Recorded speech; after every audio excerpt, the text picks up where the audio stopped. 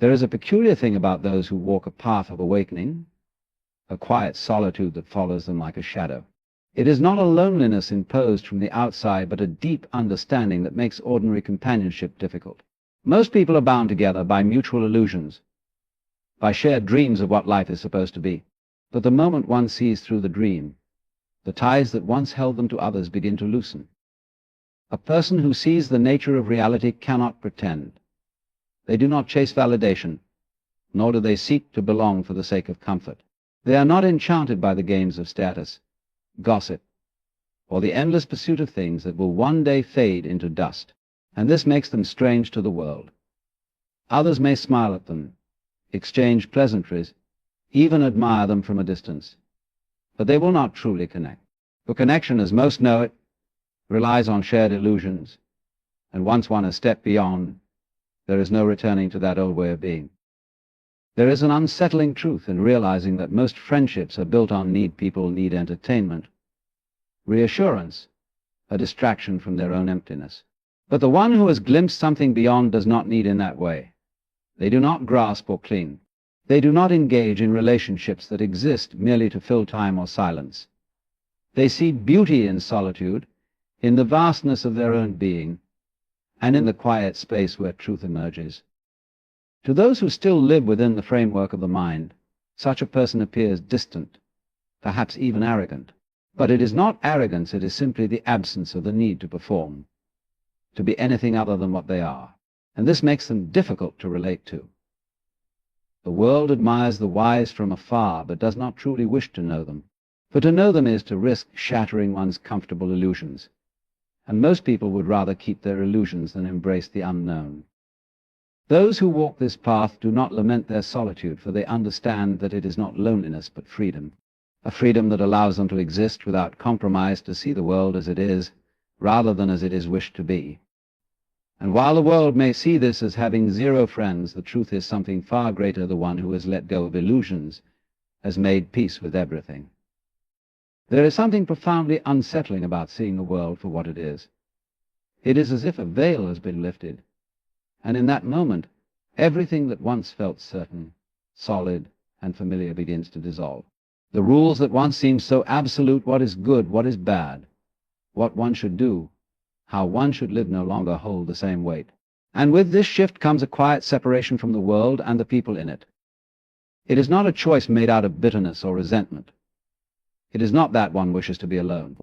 Rather, it is the natural consequence of understanding, of seeing through the layers of conditioning that keep most people tethered to the illusions of society. The more one awakens to the truth, the more difficult it becomes to engage in the games that once seemed important. Small talk feels empty. Gossip feels like noise. The constant struggle for validation, success, and approval appears pointless, a fleeting distraction from something deeper. Most people do not seek truth. They seek comfort. They seek familiarity. They seek confirmation that the way they are living is right, that their beliefs are correct, that their choices are justified. But the moment one steps beyond this, they are no longer a participant in the collective dream.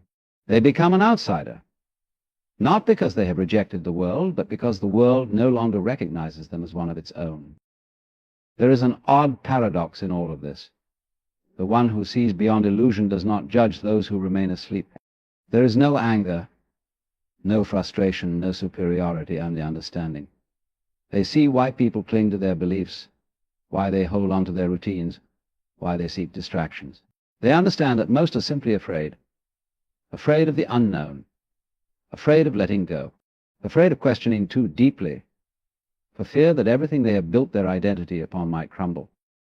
And so, the awakened one moves differently. They do not force their insights upon others, for they know that truth cannot be given, it must be found. They do not try to convince or argue, for they see that most do not want to be freed, they only want to be reassured. This creates a distance, not an intentional one, but an inevitable one. Friends drift away. Conversations become strained. The connections that once felt natural now feel forced.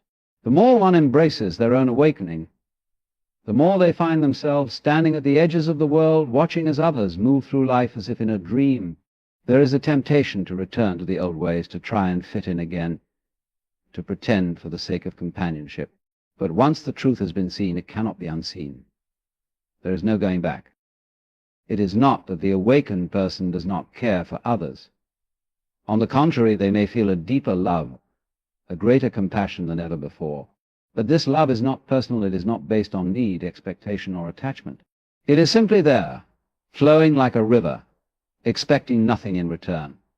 And yet, because this love does not come with conditions, it is often misunderstood.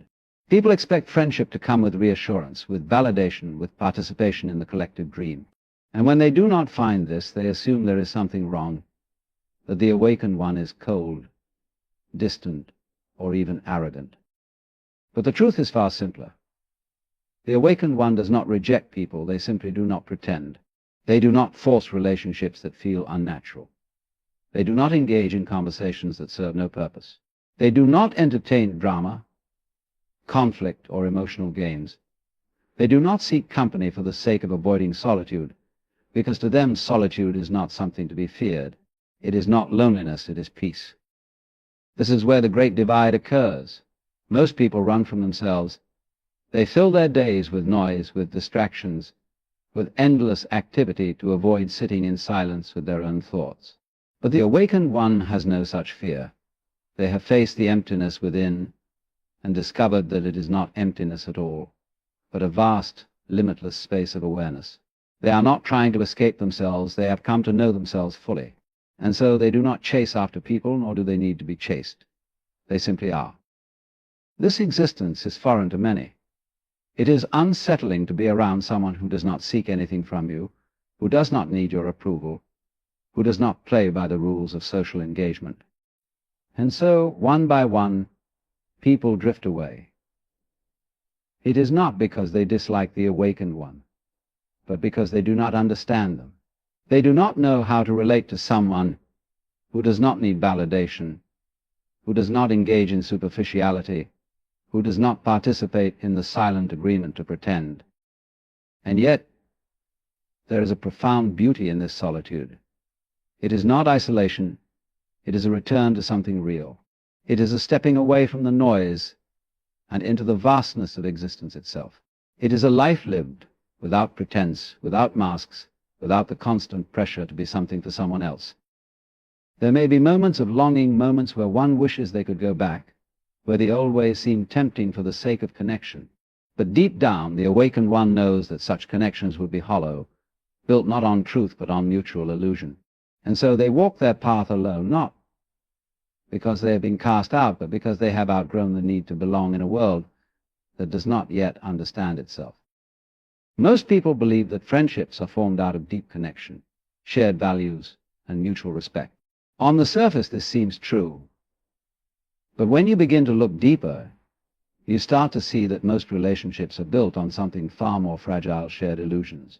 People come together not necessarily because they truly understand each other, but because they validate each other's beliefs, reinforce each other's worldviews, and provide distractions from the deeper questions they might not want to face. Human beings are social creatures, but this need for connection often stems from a deeper fear of being alone. People seek friendships to fill space, to avoid silence, to create a sense of belonging in a world that often feels unpredictable and chaotic. They build their relationships on the things they have in common: beliefs, interests, routines, but rarely do they stop to question whether these things have any real substance. Friendships are often based on mutual participation in the same reality, whether that reality is built around work, entertainment, or cultural expectations. When someone begins to wake up from that reality, they no longer fit within the framework that once held their relationships together. A person who starts to see beyond the surface of life, who questions things deeply, who no longer clings to the same attachments, will naturally begin to notice that the connections they once had start to fade. It is not because they have changed in some fundamental way that makes them incapable of love or friendship, but because they no longer share the same illusions that once bound them to others. The conversations that once felt engaging now seem repetitive. The dramas that once seemed significant now appear trivial. The endless discussions about status, success, and external validation lose their grip. Most friendships are not rooted in truth, but in a mutual agreement to keep certain ideas alive. People bond over shared complaints, over gossip, over the struggles they face. They bond over their fears, their desires, their ambitions. But what happens when one person no longer plays that game? What happens when someone stops seeing life as a competition? When they stop believing in the necessity of struggle?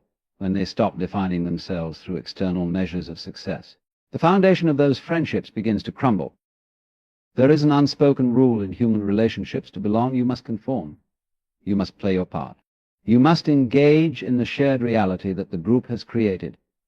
If you refuse to participate, if you no longer find meaning in the things that others do, you become an outsider. Not because you have rejected them, but because they no longer know how to relate to you. A person who begins to wake up often finds that they can no longer engage in the same conversations without feeling disconnected. They see that many discussions are simply ways to avoid deeper truths. People talking just to fill silence. People gossiping to avoid looking at their own lives. People complaining about the world without ever questioning their own role in it. And when they stop participating in these patterns, they find themselves alone. This solitude is not necessarily a painful thing. At first it may feel unsettling, because the loss of companionship can feel like a kind of rejection. But over time, it becomes clear that this is not rejection at all. It is simply the natural effect of moving beyond the illusions that once created those connections.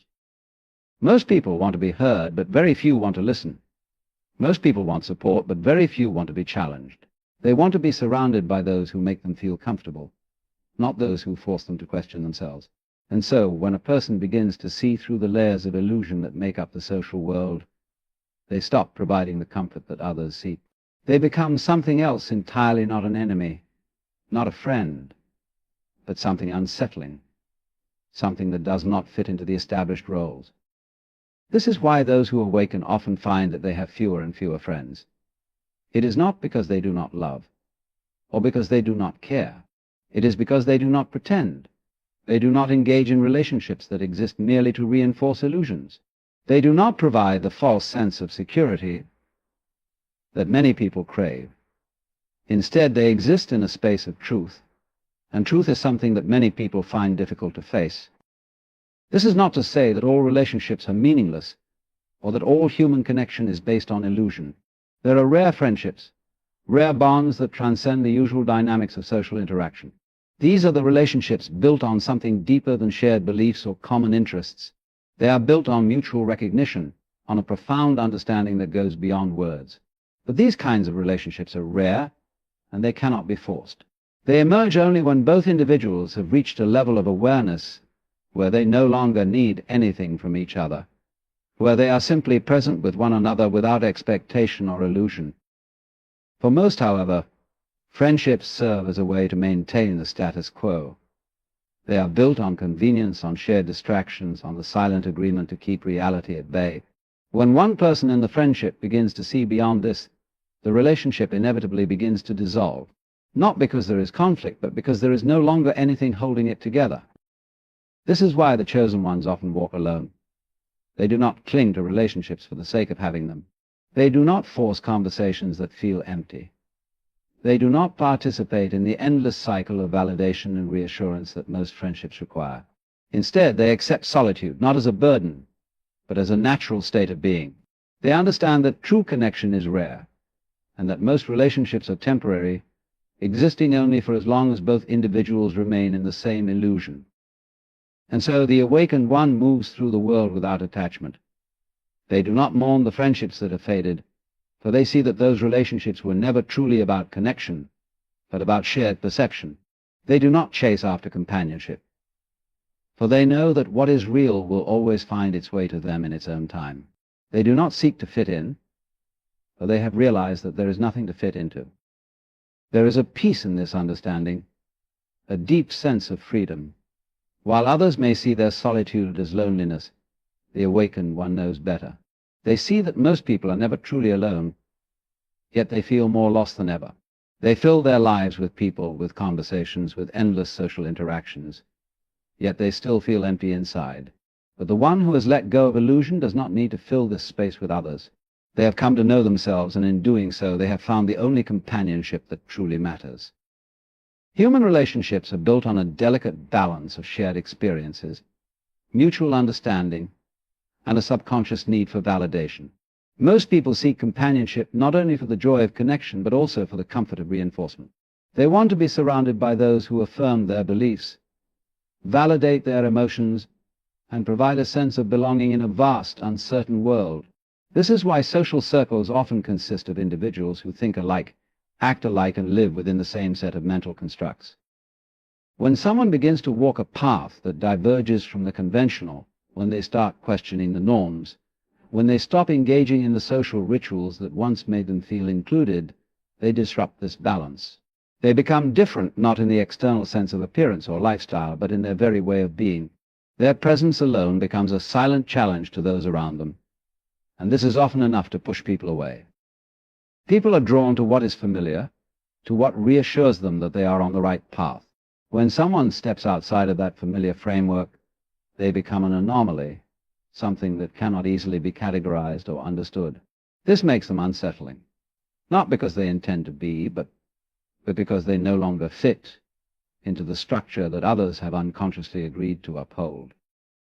In social dynamics, there is often an unspoken contract. We will support each other's views, we will reinforce each other's narratives, and we will engage in the same emotional patterns.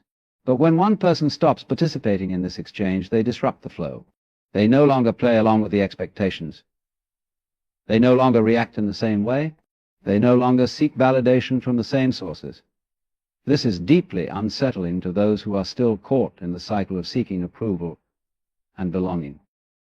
When a person starts to detach from the need for validation, they stop playing the game that most people are deeply invested in. They no longer need to be right in an argument. They no longer feel the urge to prove themselves. They no longer seek recognition or approval.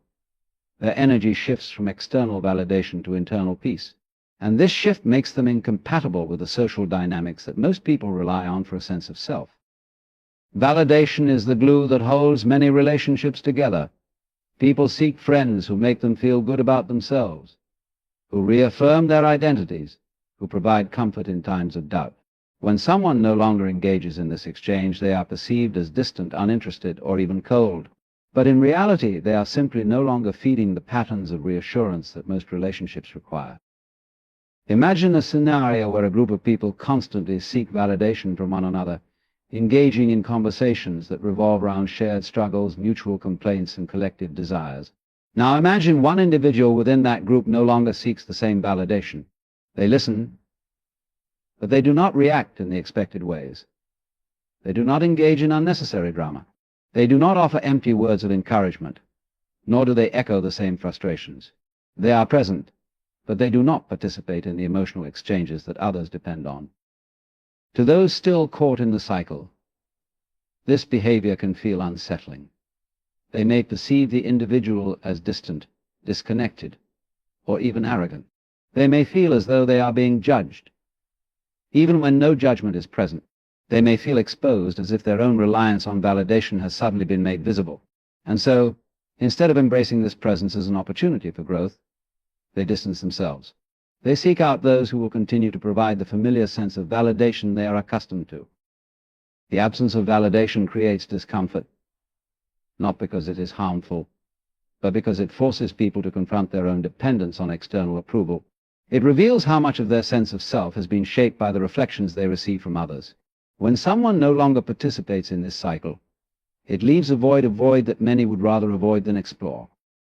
This is why those who walk a path of awareness often find themselves alone. It is not because they do not care. It is not because they do not love. It is because they no longer feed the patterns that most relationships are built upon. They no longer offer the same reassurances. They no longer mirror back the identities that others have created for themselves. They exist in a space of neutrality, of quiet understanding, of deep presence. And for many, this is uncomfortable. Most people do not seek truth in their relationships. They seek comfort. They seek familiarity, recognition, and the reinforcement of their existing beliefs. When someone stops providing these things, they are perceived as an outsider, as someone who does not belong. not because they have done anything wrong, but because they no longer fit within the framework of expectation. This is the paradox of awakening.